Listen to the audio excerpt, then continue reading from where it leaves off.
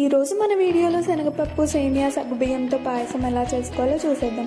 చాలా quick and ఈజీగా అయిపోతుంది. వంట రాని వాళ్ళు కూడా సింపుల్గా చేసుకునే స్వీట్ ఇది. ముందుగా దీనికోసం ఒక కప్ ఆఫ్ శనగపప్పుని వాష్ చేసి తీసుకోవాలి. ఇప్పుడు వాష్ చేసి పెట్టుకున్న శనగపప్పుని ఉడికించుకోవడం కోసం ప్రెషర్ కుక్కర్లో 2 గ్లాసెస్ ఆఫ్ వాటర్ పోసి 5 to 6 విజిల్స్ వచ్చేంత వరకు ఉడికించుకోవాలి. మరీ మెత్తగా కాకుండా 60 to 70% ఉడికితే సరిపోతుంది. ఇప్పుడు 1 కప్ ఆఫ్ సగ్గుబియ్యంలో 2 స్పూన్స్ ఆఫ్ గీ వేసుకొని బాగా మిక్స్ చేసి పక్కన పెట్టేసుకోవాలి. ఇప్పుడు సగ్గుబియ్యంని ఉడికించుకోవడం కోసం ఒక గిన్నెలో 4 గ్లాసుల ఆఫ్ వాటర్ని తీసుకొని బాగా వేడయ్యేంత వరకు బాయిల్ చేసుకోవాలి. ఇప్పుడు బాయిల్ అవుతున్న వాటర్లో ముందుగా నెయ్యి కలిపి పెట్టుకునే సగ్గుబియ్యం వేసి కలుపుతూ ఉడికించేసుకోవాలి. సగ్గుబియ్యం జస్ట్ కొంచెం ట్రాన్స్పరెంట్ గా వస్తే సరిపోతుంది. నెక్స్ట్ బెల్లంని ఉడికించుకోవడం కోసం నేను ఇక్కడ 2 కప్స్ ఆఫ్ బెల్లంని తీసుకుంటున్నాను. మీరు స్వీట్ తక్కువ తినాలి అనుకుంటే కొంచెం క్వాంటిటీని తగ్గించి తీసుకోండి. ఇప్పుడు బెల్లం కరగడం కోసం 2 గ్లాసుల ఆఫ్ వాటర్ ని తీసుకొని ఉడికించేసుకోవాలి.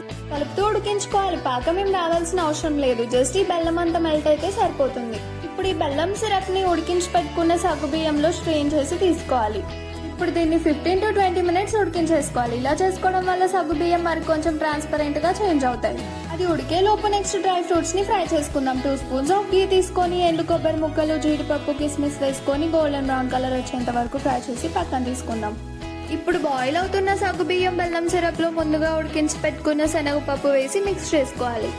నెక్స్ట్ మంచి ఫ్లేవర్ కోసం 2 spoons of ghee, 1 cup of milk, 2-3 spoons of elaichi powder ముందుగా ఫ్రై చేసి పెట్టుకున్న డ్రై ఫ్రూట్స్ ని వేసి మిక్స్ చేసుకోవాలి. నేను ఇక్కడ 1 కప్ ఆఫ్ మిల్క్ యాడ్ చేశాను. మీరు ఇంకా మీ కన్సిస్టెన్సీకి తగ్గట్టు ఎక్కువ మిల్క్ అయినా యాడ్ చేసుకోవచ్చు.